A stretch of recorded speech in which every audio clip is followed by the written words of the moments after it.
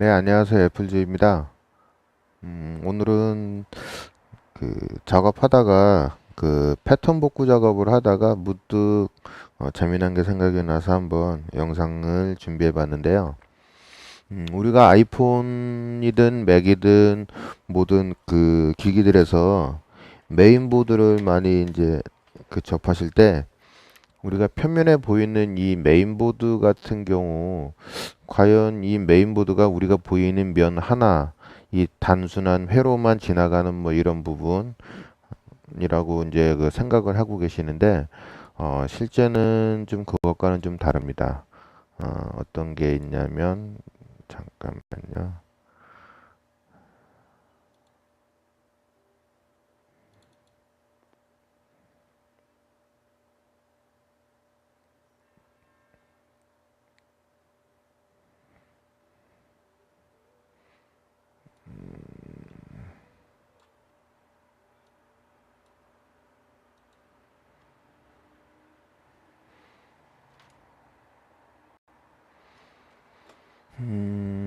자, 지금 이 영상은 아이폰 6 기준으로 한번 좀 보여드리겠는데요.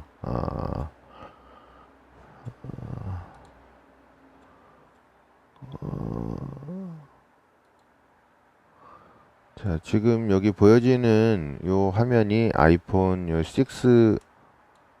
이렇게 회로 도면에 보면 뭐 이런 길이 다 있습니다.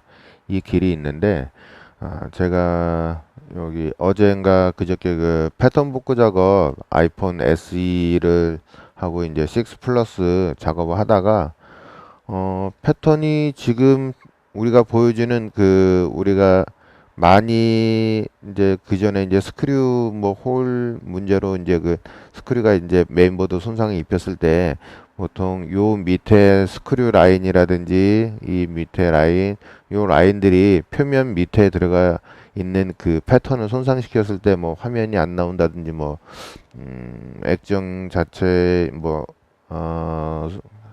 지문인식이라든지 뭐 후면 카메라 뭐 스트로보 쪽에 들어가는 전원이 많이 지나가는데 그 부분이 손상이 되거나 그런 복구 작업을 하는 거는 뭐 제가 한 몇 번 올려서 뭐 있을 겁니다. 근데 그 보통 제가 그때 잠깐 얘기 드린 부분이 어떤 게 있었냐면은 레이어 층이 여러 층이 있는데 우리 아이폰 보드도 마찬가지로 아파트처럼 1층부터 뭐 한 8층, 10층 이렇게 돼 있는데 맨 위에 우리가 보이는 표면이 뭐 바닥층이나 뭐 위층이라고 보셨을 때 중간에 있는 라인 레이어들 같은 경우 손상이 입었을 때는 이제 수리가 많이 복구가 힘든 부분이 있었습니다. 그래서 자가 수리하다가 문제가 돼서 오신 분이었었는데 그분도 아이폰 6를 공교롭게 두 대를 다 홀 데미지를 입혀서 보내주셨습니다. 근데 홀 데미지를 입혀서 보내주셨는데 어, 그 데미지 정도가 조금 많이 심했습니다. 그래서 보통 우리가 표면에 보이는 층을 걷어내고 이제 위에서 두 번째 층까지 내려가서 패턴 복구 라인 지나가는 그 부분을 복구했는데 그 부분의 손상을 넘어서 그 밑에 층까지도 손상을 입었던 사례였거든요. 근데 일단 그때 작업은 성공은 했습니다. 성공은 했고 그때 손상된 부분이 지금 잠시 보여드리면은 이게 홀 데미지 입었을 때 지나가는 패턴 라인들이 그 지금 이렇게 있습니다. 요 라인 자체가 요거는 뭐 LCM 우리가 이제 화면으로 들어가는 리셋 신호고 요거는 뭐 통신 신호 요거는 뭐 LCM 파워로 들어가는 칩셋 파워 신호가 들어가는 뭐 이런 라인이 있는데 그 손님 같은 경우는 이 부분에 손상을 입힌 상태에서 요 라인에 들어가는 이 바닥의 안쪽 세 번째 층까지도 손상이 돼 있었어요. 근데 공교롭게도 소비자가 저희한테 입고를 시켜 주시기 전에 다른 업체에 보내셨는데 이거는 3층에 그 세 번째 층에 손상 입은 거는 뭐 소비자가 손상된 거보다 그 타 업체에 보내서 작업을 의뢰해서 진행 중에 손상을 입히셨더라고요. 이 부분에 박스처럼 있는 세 번째 패턴 레이어를 2층에 있는 부분을 통째로 잘못 걷어내서 통째로 뜯어버린 경우였거든요.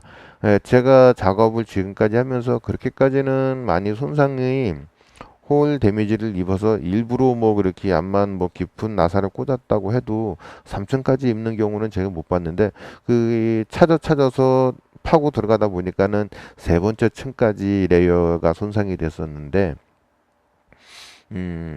그래서 지금 이 라인이 여기 이 부분에서 내려가는 세 번째 층으로 가는 라인이 이쪽으로 들어가고 있는데 이 라인이 이렇게 뻗어 있습니다. 이쪽으로 들어가서 이렇게 깔려 있는데 이 세 번째 층으로 가는 부분을 다시 또 다행히 그래도 세 번째 층으로 내려가는 레이어 이 부분에 또 다른 뭐 회로선은 세 번째 층에서는 뭐 있지 않아서 그래도 이제 패턴이 이 안쪽으로 내려갔으면 또 안 됐을 건데 옆으로 지나갔더라고요. 그래서 세 번째 층까지는 뭐 복구 작업을 할 때 그래도 작업을 뭐 어떻게 뭐 힘들게 연결해서 들어가기는 했습니다. 그런데 오늘의 핵심 주제가 무엇이냐면은 보통 우리가 사용하는 아이폰이든 맥북이든 이런 그 보드 레이어 층이 도대체 몇 층일까 하는 거는 저도 정확히 세어보지는 못했는데 이번에 호기심 그 작업을 하면서 호기심이 생겨서 도대체 몇 층으로 되어 있는 걸까 생각을 가지고 한번 제가 세어봤습니다. 결론은 10층으로 되어 있었습니다.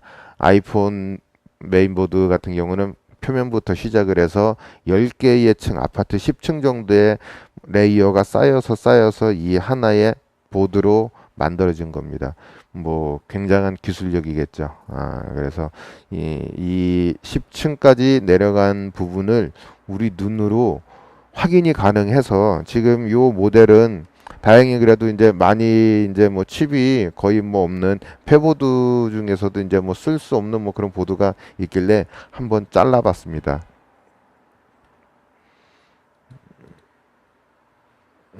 자, 이 부분을 제가 제거해서 확인을 해 보았는데요.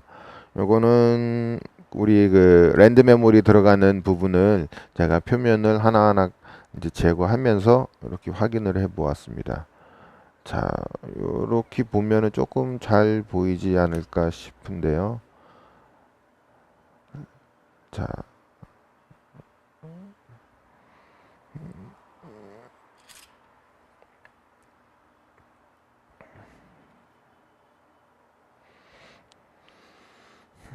지금 우리가 사용하는 면, 바깥 약간 위쪽 면과 아래쪽 면, 탑사이드와 뭐 이제 바닥 사이드인데 바닥부터 하나, 둘, 셋, 넷, 다섯, 여섯, 일곱, 여덟, 아홉, 총 10개의 층으로 이렇게 구성이 되어 있는 걸로 확인이 돼서 저도 6개까지는 생각을 했습니다.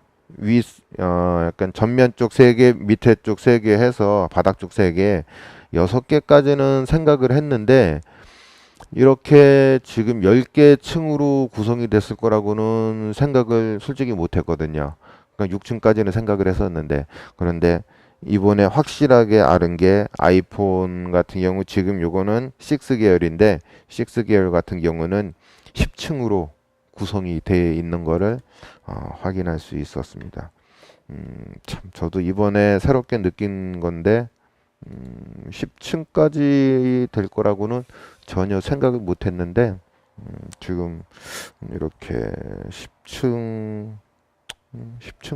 되어 있습니다. 근데 제가 지금까지 해본 거는 2층까지는 작업을 위에 탑 표면에서부터 2개 층까지는 작업을 지금까지는 대부분 이제 그 정도까지는 했었는데 세 번째 층까지 내려간 거는 이번이 처음이었습니다. 근데 전에 맥북 백라이트 전원 쪽에 공급되는 부분이 손상이 됐을 때는 맥북은 4개 층까지는 한번 바닥을 내려가 본 적은 있었거든요. 근데 맥북하고 아이폰하고는 다른 게 그 우리가 표면에 갖고 있는 그 칩들 구성이라든지 회로 레이어들이 너무 촘촘해서 맥 같은 경우는 좀 사이가 넓어서 들어간 적이 있었는데 지금 아이폰 같은 경우는 3층까지는 처음이었습니다. 그래서 3층까지 들어간 부분은 이번에 이제 처음 해봤는데 그래도 다행히 성공을 해서 이번엔 뭐 재미있는 뭐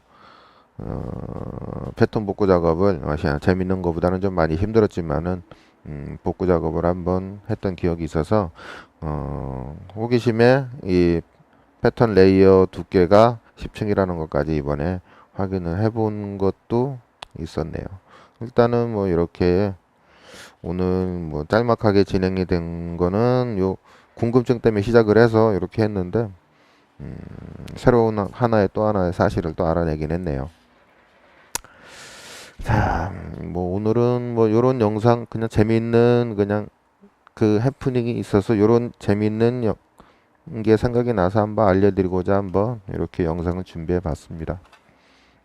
또 재밌는 사실이나 뭐 신기한 것들 아니면은 뭐 좋은 팁들이 있으면은 다시 한번 또 영상 또 준비해서 바로 또 올려드리도록 하겠습니다. 이상 FG였습니다.